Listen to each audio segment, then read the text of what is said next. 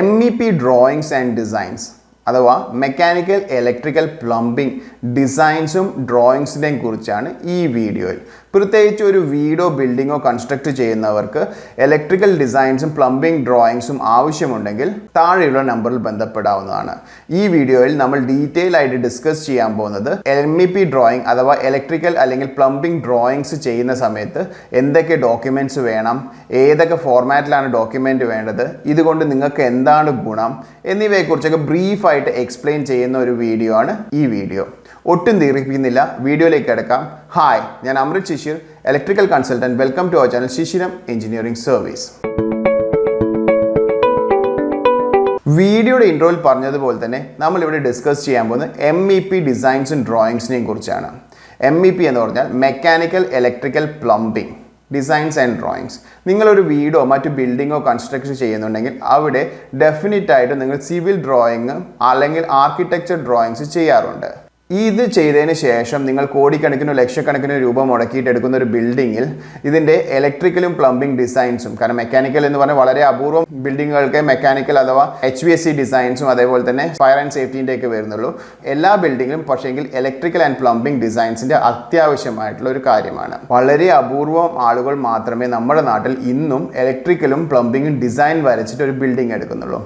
ഇത്തരം കാര്യങ്ങളും ടെക്നിക്കാലിറ്റീസുമൊക്കെ നിങ്ങൾ ഏതൊക്കെയോ ഇലക്ട്രീഷ്യന്മാരെ വിശ്വസിച്ചിട്ട് അവരുടെ കയ്യിൽ ഏൽപ്പിക്കുകയാണ്. നാച്ചുറലി ഞാൻ ഒരാളെയും കുറ്റം പറയും, നമ്മുടെ ഇലക്ട്രീഷ്യൻസൊക്കെ പറയാമെന്ന് വെച്ചാൽ നല്ല ടെക്നിക്കൽ നോളജ് ഉള്ള ആളുകളാണ്. പക്ഷേങ്കിൽ കുറച്ച് ആളുകളെങ്കിലും ടെക്നിക്കൽ നോളജ് ഇല്ലാതെ ആളുകളും ഉണ്ടാവാം.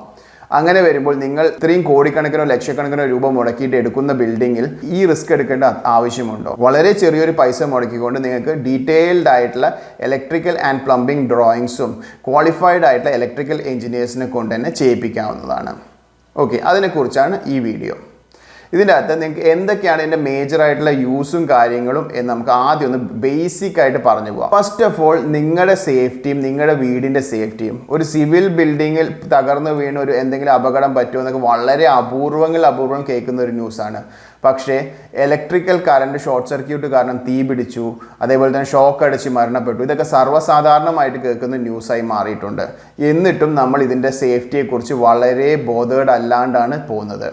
ഇത് കൂടാതെ തന്നെ പ്രോപ്പറായിട്ടുള്ള പ്ലാൻ ചെയ്തൊരു ബിൽഡിങ്ങിൽ നിങ്ങൾക്ക് ഇന്നത്തെ ആവശ്യങ്ങൾ എല്ലാം നിറവേറാനും, അതായത് നിങ്ങളുടെ ഒരു ആവശ്യത്തിന് ഒരു സോക്കറ്റും നിങ്ങളുടെ ഒരു ആവശ്യം അനുസരിച്ചായിരിക്കും അതിൻ്റെ സ്വിച്ചും ലൈറ്റും ഒക്കെ വരുന്നത്. ഇത് കൂടാതെ തന്നെ നാളെ വരാൻ പോകുന്ന മാറ്റങ്ങൾക്കും ഈ പ്രോപ്പറായിട്ടുള്ള ഡിസൈൻ ചെയ്ത വീടുകൾ ഹെൽപ്പ് ചെയ്യും. ഫോർ എക്സാമ്പിൾ, നാളത്തെ നിങ്ങളൊക്കെ എല്ലാവർക്കും അറിയാം ഇലക്ട്രിക്കൽ കാർസും അതേപോലെ ഫാസ്റ്റ് ചാർജിങ്ങിൻ്റെയൊക്കെ കാലമാണ്. അതിന് എന്തൊക്കെ കൊടുക്കണം ഒരു വീട് എടുക്കുമ്പോൾ. അതേപോലെ തന്നെ ഇനിയുള്ള കാലഘട്ടം സോളാർ പവർ പ്ലാന്റിൻ്റെയൊക്കെ എല്ലാ വീടുകളിലും നിർബന്ധമായി വരുന്ന ഒരു കാലഘട്ടമാണ്. അപ്പോൾ അതിന് വേണ്ടി ഇന്നേ നമ്മളൊരു വീട് എടുക്കുമ്പോൾ എന്തൊക്കെ ചെയ്യണം, ഇങ്ങനെ ഫ്യൂച്ചറിനെ ഡെഫിനറ്റായിട്ടും മുന്നിൽ കണ്ടുകൊണ്ടായിരിക്കും നല്ലൊരു ഇലക്ട്രിക്കൽ എഞ്ചിനീയർ ഡിസൈൻ ചെയ്യുന്നത്.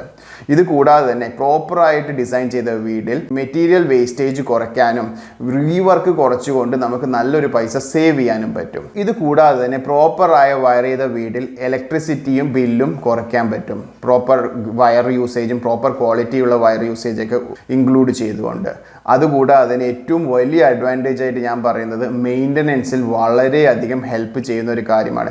ഇന്നിപ്പോൾ ഒരു പ്രോപ്പറായിട്ട് ഡിസൈൻ ചെയ്തൊരു DB, അത് വിത്ത് നിങ്ങൾക്ക് ഡ്രോയിങ് DBൻ്റെ മുകളിൽ ഒട്ടിച്ച് വെച്ച് കഴിഞ്ഞാൽ ഇന്നൊരു സാധനം ട്രിപ്പ് ആയി കഴിഞ്ഞാൽ ഏത് MCB എന്തുകൊണ്ടാണ് നിങ്ങൾക്ക് ഒറ്റ നോട്ടത്തിൽ തന്നെ സാധാരണക്കാരന് മനസ്സിലാവും.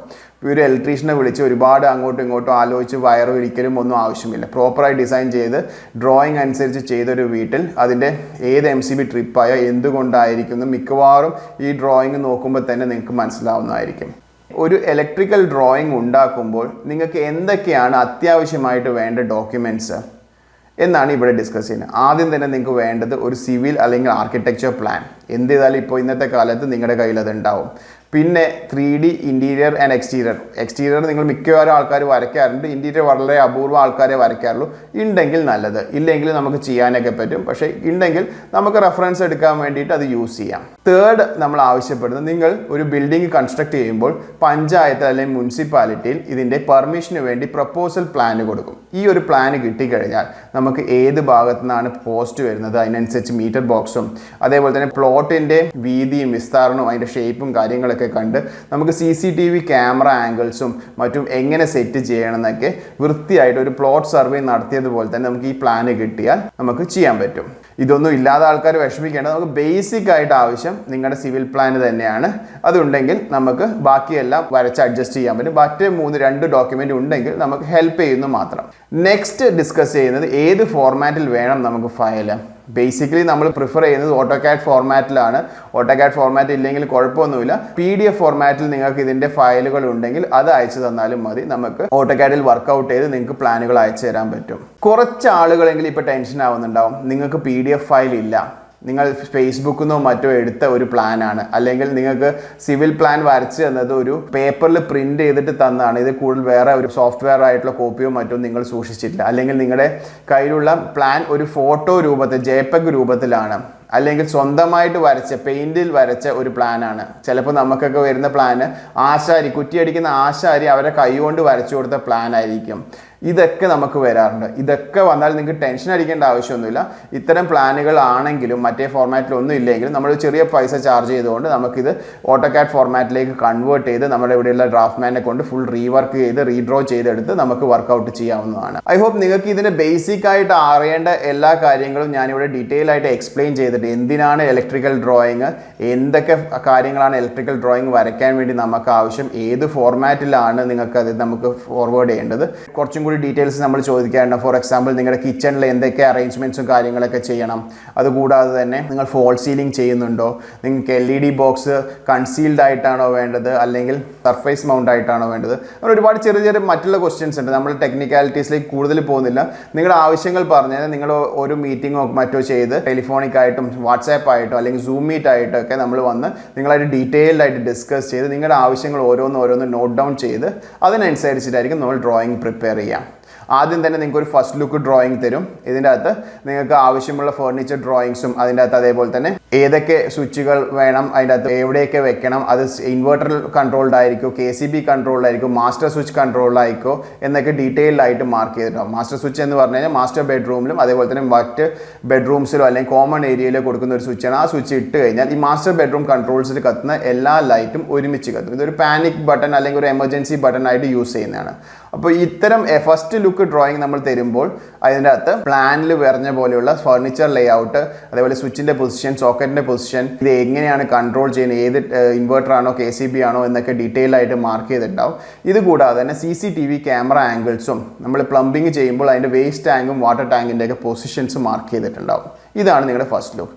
ഇത് നിങ്ങളായിട്ട് ഡിസ്കസ് ചെയ്ത് ഇതിൻ്റെ കാര്യങ്ങളൊക്കെ ഓക്കെ ആണെങ്കിലാണ് നമ്മൾ നെക്സ്റ്റ് സ്റ്റേജ് ആയിട്ടുള്ള ഫൈനൽ സെറ്റ്സ് ഓഫ് ഡ്രോയിങ്, അതായത് ടെക്നിക്കാലിറ്റീസും കാര്യങ്ങളൊക്കെ ഇൻക്ലൂഡ് ചെയ്ത് final sets of drawings prepare ചെയ്യുന്നത്. ഐ ഹോപ്പ് നിങ്ങൾക്ക് ഈ കാര്യങ്ങൾ വ്യക്തമായി മനസ്സിലായി എന്ന് വിചാരിക്കുന്നു. നിങ്ങളൊരു ആർക്കിടെക്റ്റോ ഇൻറ്റീരിയർ ഡിസൈനറോ അല്ലെങ്കിൽ ഒരു ബിൽഡറോ ആണെങ്കിൽ, അല്ലെങ്കിൽ നിങ്ങളൊരു ഹൗസ് ഓണർ ആണെങ്കിൽ, നിങ്ങളൊരു ബിൽഡിങ്ങോ വീടോ എടുക്കുന്നുണ്ടെങ്കിൽ ഇവിടെ ഇലക്ട്രിക്കൽ ഡിസൈൻസും ഡ്രോയിങ്സും ആവശ്യമുണ്ടെങ്കിൽ നമ്മളെ ബന്ധപ്പെടാൻ മടിക്കേണ്ട. നമ്മളെ ബന്ധപ്പെടേണ്ട ഇമെയിലും ഫോൺ നമ്പറും ഒക്കെ താഴെ നമ്മൾ മെൻഷൻ ചെയ്തിട്ടുണ്ട്.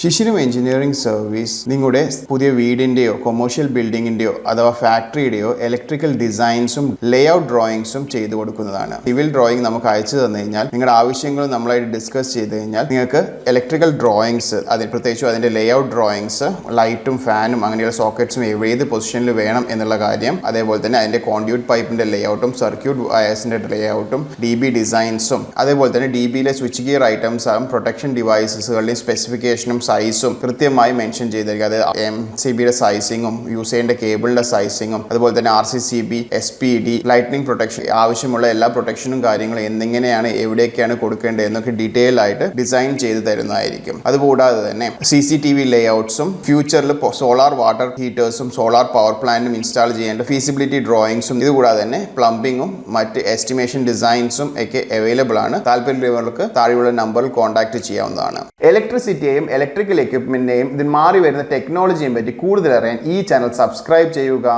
പുതിയ വീഡിയോകൾ അപ്ലോഡ് ചെയ്യുമ്പോൾ നോട്ടിഫിക്കേഷൻ കിട്ടാനായി ബെൽ ബട്ടൺ ഓൾ എന്ന് പറഞ്ഞ് പ്രസ് ചെയ്യുക. പുതിയ വീഡിയോയുമായി വീണ്ടും കാണും വരെ ഗുഡ് ബൈ.